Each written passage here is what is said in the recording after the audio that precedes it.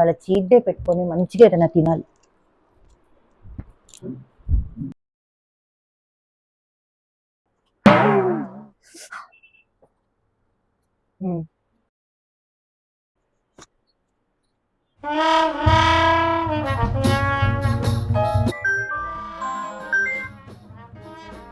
Hello, A few moments later.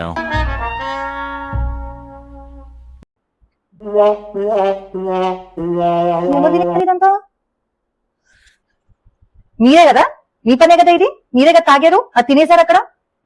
దేని గురించి మాట్లాడుతున్నావు? ఏదర్ చెప్పైనా తిట్టు, లేకపోతే తిట్టైనా చెప్పు. దేని గురించి అసలు?